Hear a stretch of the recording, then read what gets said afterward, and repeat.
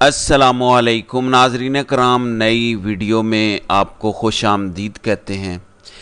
عمران خان ایک گیند سے 3 وکٹیں گرانے جا رہا ہے۔ آپ کو صورتحال سے آگاہ کرتا ہوں، لیکن پہلے آپ کو خبر دیتا چلوں کہ 190 ملین پاؤنڈ کیس، جس کو القادر ٹرسٹ کیس کا نام دیا گیا ہے، اب اس کیس میں 30 جولائی کو آخری موقع دیا گیا ہے عمران خان اور بشرا بی بی کے وکلاء کو، جس سے یہ بات وثوق سے کہی جا سکتی ہے کہ 14 اگست سے پہلے عمران خان کو یا اس کیس سے بری کر دیا جائے گا یا اس کیس میں سزا سنائی جائے گی۔ میں آپ کو بتاتا چلوں کہ دونوں صورتوں میں اس میں عمران خان کی جیت ہے۔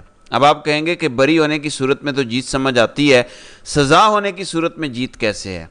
آپ نچلی عدالت کے جج کو فورس کر سکتے ہیں، دھمکیاں دے سکتے ہیں، فیصلے کروا سکتے ہیں، لیکن یہ کیس یہاں سے نکلے گا تو سیدھا اسلام آباد ہائی کورٹ جائے گا۔ سب سے پہلے کیا ہوگا؟ سزا معطلی کی درخواست ہوگی۔ سزا معطلی کی درخواست کون سنے گا؟ ظاہر ہے عامر فاروق تو بیٹھے گا، ساتھ ان کے میاں گل حسن اورنگزیب یا کوئی اور جج بیٹھیں گے، اور ایک بار پھر ڈویژن بینچ ہونے کی وجہ سے عامر فاروق اپنی مرضی کا فیصلہ نہیں دے سکیں گے، اور اس طرح بہت ڈیلے کر بھی لیا تو مہینہ 1.5 مہینے میں عمران خان اس کیس سے باہر آ جائیں گے۔ عمران خان اس سال کے آخر تک بغیر کوئی ڈیل کیے ہر کیس سے باعزت بری ہو کے یا ضمانت لے کے بیٹھے ہوں گے، لیکن جیسے میں نے پچھلی ویڈیو میں کہا کہ ہر چیز کا دار و مدار 2 چیزوں پر ہے۔ یہ کٹ پتلی حکومت آئینی ترمیم کی طاقت حاصل کر پاتی ہے، اور قاضی صاحب سروائیو کر پاتے ہیں یا نہیں۔ قاضی صاحب ریٹائر ہو جاتے ہیں تو یہ نظام دھڑام سے گر جائے گا ویسے ہی، اور عمران خان کو یہ روک نہیں سکیں گے۔ عمران خان کا قد جیل میں اتنا بڑا ہو چکا ہے آلریڈی کہ ان کو جیل کی دیواریں اور چھت سنبھالنے مشکل ہوئے ہیں۔ ایسے میں آپ کو آگاہ کرتا ہوں کہ کیسے عمران خان نے ایک گیند سے 3 شکار کرنے ہیں۔ اس شکار کے خوف سے کمپنی گھبرا گئی ہے۔ پہلے ایک نوجوان خاتون ہے عروبہ کومل، انہیں گرفتار کیا گیا ہے۔ یہ روزگار کے لیے گرلز ہاسٹل میں رہتی ہیں اور پی ٹی آئی کی فیس بک ہیڈ ہیں۔ نوبت یہ آ گئی ہے کہ اب نوجوان لڑکیوں کو اغوا کیا جانا شروع ہو گیا ہے۔ آپ مجھے بتائیں کہ ریاست کو ڈاکٹر یاسمین سے کیا خطرہ ہو سکتا ہے کہ انہیں باہر نہیں آنے دے رہے؟ عالیہ حمزہ سے کیا خطرہ ہے یا باقی خواتین سے کیا خطرہ ہے؟ اس کی صرف ایک وجہ ہے کہ نواز شریف ہو، مریم ہو، آصف زرداری ہو یا پھر جنگل کا بادشاہ ہو، ان سب کو خواتین سے نفرت ہے۔ ان سے خواتین کی سیاست میں دخل اندازی یا پارٹیسپیشن برداشت نہیں ہو رہی۔ اب عروبہ کومل کو اغوا کیا گیا ہے، ان کو کس تھانے میں رکھا گیا ہے کسی کو نہیں پتا۔ اب پی ٹی آئی وکلاء اس کو کیسے ٹیکل کرتے ہیں؟ میرا مشورہ ہے کہ قاضی صاحب پہلے ہی دباؤ میں ہیں، خاص طور پر خواتین کے ساتھ جو کیا جا رہا ہے۔ تحریک انصاف اس کو لے کے 184(3) کی درخواست دائر کرے کہ خواتین جو ملک کی آبادی کا 50% سے زائد ہیں، ان کے حقوق متاثر ہو رہے ہیں، ان کو سیاست میں پارٹیسپیشن سے روکا جا رہا ہے۔ پہلے مخصوص نشستیں لینے سے روکا گیا خواتین کو، اب خواتین کو اغوا کیا جا رہا ہے۔ ظاہر ہے کمیٹی میں صرف قاضی کی تو نہیں چلے گی، 2 اور بھی ججز بیٹھے ہیں، تو امید ہے یہ درخواست لگ بھی سکتی ہے۔ دوسری جانب سکندر سلطان راجہ اور اس کے 4 نو رتن کے خلاف جو ریفرنس دائر کیا عمران خان نے، یہ ریفرنس اتنا تگڑا ہے، اس کے اہم پوائنٹس میں بتاتا ہوں۔ سب سے اہم چیز جو ایک تیر سے 3 شکار ہیں وہ کیسے ہیں، اس کا ہم جائزہ لیتے ہیں۔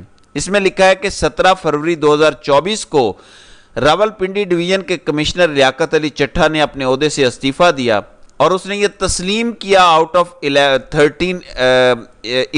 جو نیشنل اسمبلی کی سیٹیں ہیں، یہ نون لیگ کو جتوائی گئیں۔ ان کے دفتر نے 70 ہزار کی لیڈ کم کرنے کا یہ کام کیا۔ جیتے ہوں کو ہروایا گیا 70 ہزار کی جو لیڈ سے جیتے ہوئے تھے۔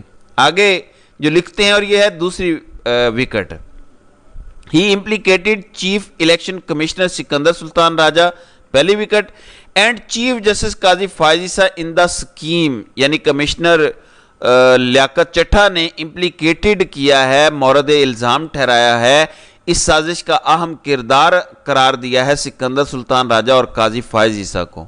اور یہ دونوں کس کے بندے ہیں؟ یہ جنگل کے بادشاہ کے ٹاؤٹ ہیں۔ تو ایک گیند سے 3 وکٹیں ہیں، لیکن اس میں ایک مصلحت ہے۔ حکمت یہ ہے کہ سپریم جوڈیشل کونسل میں سربراہی ہے قاضی صاحب کے پاس، دوسرے نمبر پہ منصور علی شاہ، تیسرے نمبر پہ جسٹس منیب اختر، پھر اسلام آباد ہائی کورٹ کے چیف جسٹس عامر فاروق، اور اینڈ پہ بلوچستان ہائی کورٹ کے چیف جسٹس ہیں۔ تو یہ 5 ممبر ہوتے ہیں سپریم جوڈیشل کونسل کے۔ منصور علی شاہ اور منیب اختر سے تو آپ انصاف کی امید کر سکتے ہیں کسی حد تک۔ قاضی صاحب سے تو آپ نہیں کر سکتے، لیکن قاضی صاحب کا اس میں نام ڈال کے اس ریفرنس میں عمران خان کے وکلاء نے زبردست چال چلی ہے۔ اب قاضی صاحب ایک ایسا ریفرنس کیسے سن سکتے ہیں جس میں ان کی ذات پہ الزام آ رہا ہے؟ تو قاضی صاحب یہ ریفرنس بھی درج نہیں کیا، لیکن کر بھی دیا ہے۔ یہ ٹیکنیکل ریفرنس ہے قاضی صاحب پہ۔ کمشنر راولپنڈی کا بیان امپلیکیٹ کر رہا ہے چیف الیکشن کمشنر اور قاضی فائز عیسیٰ کو۔ اب اگر یہ اٹھا لیا جاتا ہے، یعنی سپریم جوڈیشل کونسل کے ممبران کی جانب سے قاضی صاحب کو کہا جاتا ہے کہ آپ اس میں نہ بیٹھیں، تو منصور علی شاہ لیڈ کریں گے، نیچے آ جائیں گے منیب اختر اور ان کے نیچے ہوں گے یحییٰ آفریدی۔ تو ان کا بڑا اہم کردار ہے۔ اب یہ ریفرنس بڑا تگڑا ہے۔ ریفرنس کے مطابق چیف الیکشن کمشنر اور الیکشن کمیشن کے باقی ممبران نے 90 دن میں الیکشن نہیں کروائے۔ یہ پہلا پوائنٹ ہے۔ اسمبلیاں توڑی گئیں پنجاب اور خیبر پختونخوا کی۔ پنجاب کی اسمبلی گورنر نے ڈیزالو نہیں کی، وہ 48 گھنٹے میں خود بخود ڈیزالو ہو گئی۔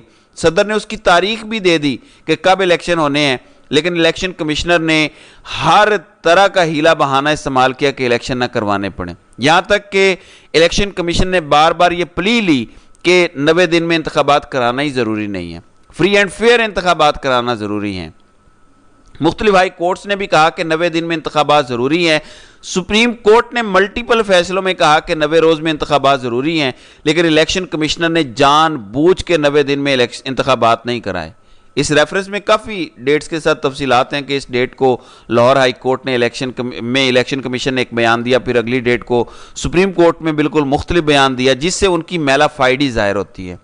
کبھی بہانہ بنایا پیسے نہیں ہے، کبھی بہانہ بنایا کہ تاریخ دینے کا اختیار صدر کے پاس نہیں ہے، کبھی کہا میں ملاقات نہیں کر سکتا۔ تو یہ سارا کچھ لکھا گیا ہے صرف اس سنگل بنیاد پہ کہ 90 دن میں اس نے الیکشن نہیں کروائے، الیکشن کمیشن فارغ ہو جاتا ہے۔ دوسرے نمبر پہ پھر شروع ہوتا ہے کہ کس طرح عمران خان کے خلاف الیکشن کمیشن نے بائسنس شو کی۔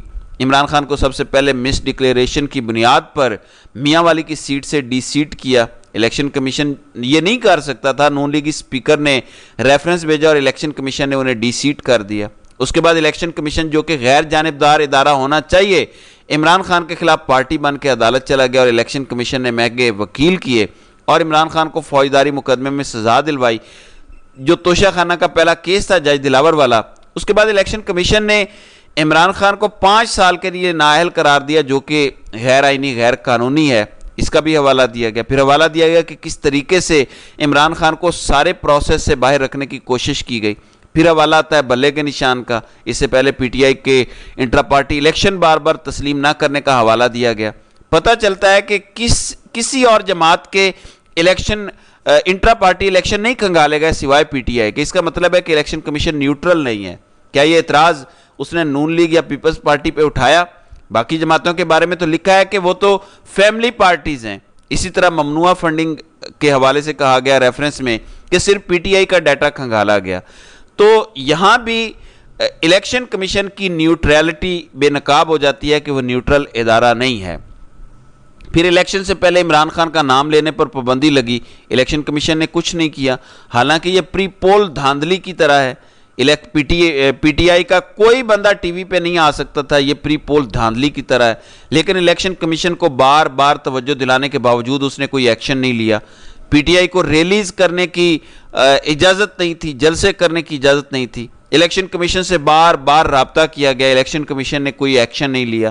پھر جب فارم جمع کرانے کا وقت آیا، کس طرح فارم چھینے گئے، متنازعہ آروز لگائے گئے، 90% فارم جنہوں نے ریجیکٹ کیے اور پھر وہ عدالتوں سے جا کر بحال ہوئے۔ بلے کے کیس کے فیصلے کا لکھا ہے کہ کس طرح الیکشن کمیشن نے سپریم کورٹ کے فیصلے کا غلط مطلب نکالا اور پی ٹی آئی کو الیکشن سے آؤٹ کیا۔ پھر اس کے بعد لکھا ہے کہ کیسے الیکشن کی رات کو جب فارم 45 کے بعد 46, 47, 48 کا ڈیٹا کمپائل کیا جا رہا تھا، ہمارا الیکشن ایکٹ یہ کہتا ہے کہ رات 2 بجے تک آپ نے نتائج دینے ہیں، وہ نہیں دیے گئے۔ پھر جب فارم 47, 48 کا ڈیٹا کمپائل ہو رہا تھا تو ہر امیدوار کا نمائندہ آپ کے وہاں موجود ہونا ضروری ہے، لیکن پی ٹی آئی کے سارے امیدواروں کے نمائندوں کو نکال دیا گیا۔ اب الیکشن کمیشن کو ثابت کرنا پڑے گا کہ یہ سب اس نے کیوں کیا۔ پھر ریزرو سیٹوں کے حوالے سے کس طرح الیکشن کمیشن نے ساری سیٹیں اٹھا کے دوسری جماعتوں کو دے دی۔ پھر پارٹی بن کے تحریک انصاف کے خلاف الیکشن کمیشن کس طرح کیس لڑتا رہا۔ اس فیصلے کا حوالہ دیا گیا جو ابھی 8 ججز نے دیا ہے، جس میں 8 ججوں نے الیکشن کمیشن کو جھوٹا قرار دیا ہے۔ بہرحال یہ ایک بڑا تفصیلی ریفرنس ہے جس میں chief election commissioner Sikandar Sultan راجہ اور قاضی کی وکٹ باہر اڑنے جا رہی ہے. تو دیکھتے ہیں کہ آنے والے دنوں میں مزید کیا ہوتا ہے. تو ناظرین کرام، آپ کی اس ویڈیو کے حوالے سے کیا رائے ہے؟ آپ اپنی رائے کا اظہار کامنٹ سیکشن میں ضرور کیجیے گا.